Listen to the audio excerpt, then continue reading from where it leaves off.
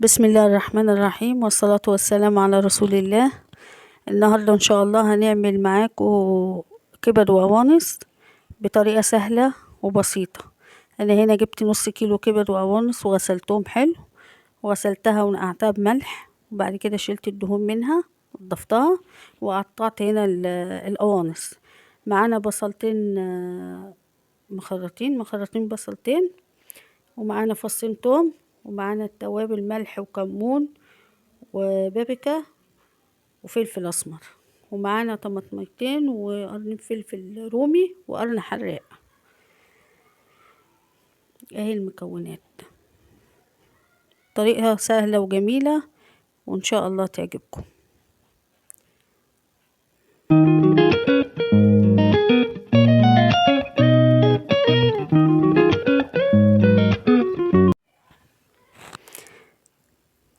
هنا بقى هنجيب الطاسة وفيها شوية زيت ونسخنهم حلو، وبعد كده هننزل عليهم بالقوانص.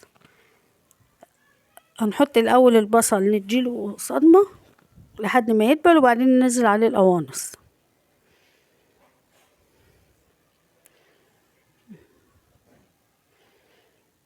اهو لحد بس ما ياخد لون كده يصفر حاجة بسيطة، نفضل نقلب فيه كده، وبعد كده نحط عليه القوانص. انا ما بحطش الكبده دي، بيبقى يوم ايه ليها مكان تاني بعملها فيه.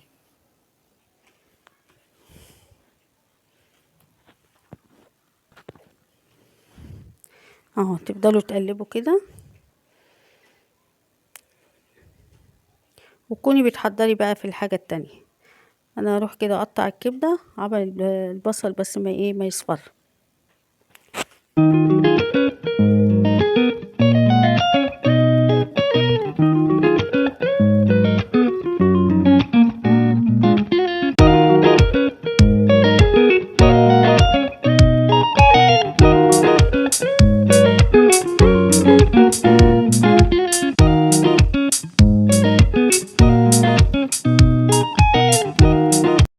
هنا بقى بدأت تصفر اهي، نقلب كده فيها، والاخر نحط عليها القوانص. نكون قطعنا خلاص وصبطنا، نحط عليها القوانص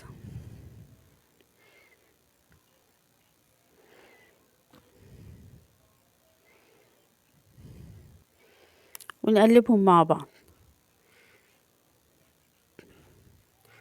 عشان القوانص بتاخد وقت في التسوية عن الكبدة. هنسيبها بقى مع البصل كده لحد ما البصل يتكرمل وهي تستوي مع نفسهم كده، بس كل شوية تقلبي فيهم.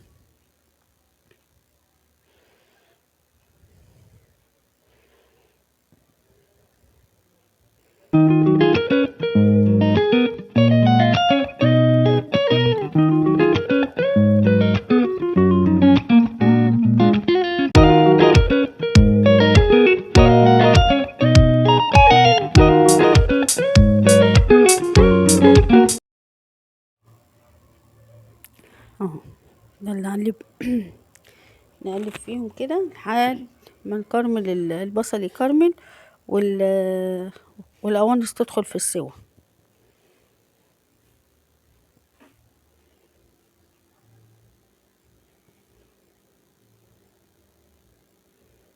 هنا بقى هناخد الكبدة وفي طاسة تاني لوحديها.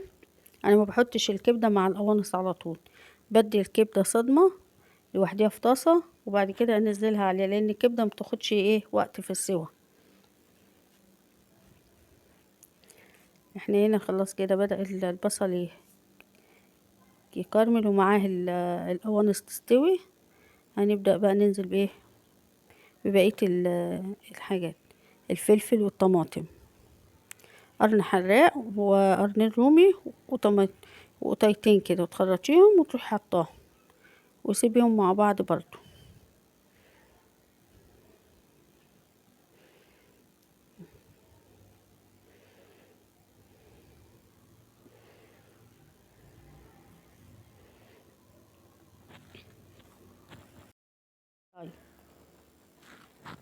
هتقلبي بقى فيهم، بعدين تجيبي التوابل. معانا كمون وكزبرة ناشفة، ومعانا فلفل اسمر، ومعانا بابريكا، تحطيهم كلهم مع بعض على الخلطة وتقلبي وتسيبيهم هما كده بقى مع نفسهم يتسبكوا ويستووا مع بعض.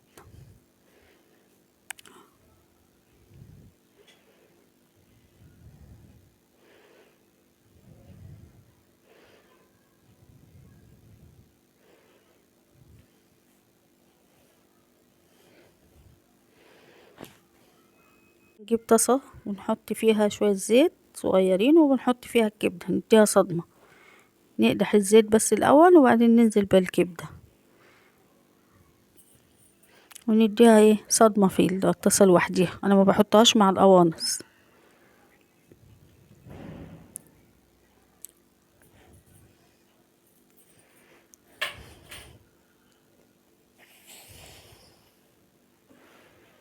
تقلبي ما تقلبيش كتير بقى فيها، تسيبيها كده مع نفسها لحد ما تدخل في السوا، وبعدين تنزلي بيها على القوانص والبصل والخلطة اللي احنا عملناها.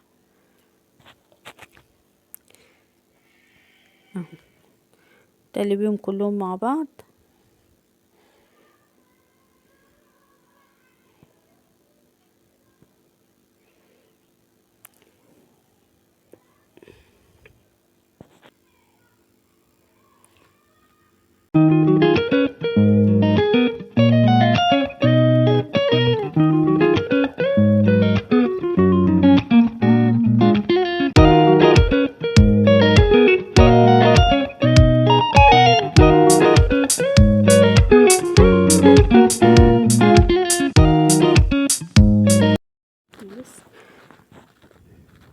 كده هنحط بقى معلقة ملح على حسب بقى الملح ده على حسب انتي بتحبيه بقى الملح بتاعك تقلبيه. بعد كده هو فاضل حاجة بسيطة اللي هي التوم، معلقة التوم المهروس هنفضلها كده مكان نعمل زي حفرة ونروح حاطينها فيه. بيديله طعم جميل وبيخليه في مكان تاني خالص. جربيها وان شاء الله هتعجبك.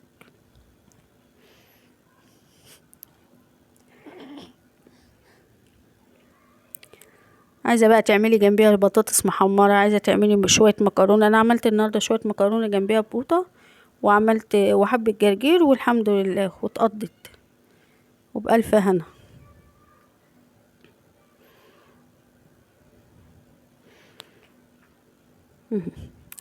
هي كده خلاص يا حبايبي استوت كلها وبقت جميله. اذا عجبكم الفيديو شير ولايك واشتراك في القناه.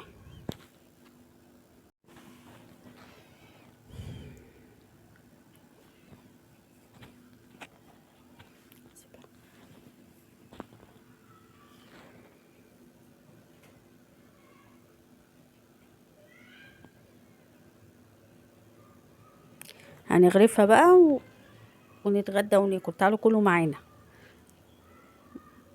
اهي غرفناها مع شويه مكرونه وشويه جرجير والحمد لله رضا. اتفضلوا معانا، اشتراك ولايك وشير.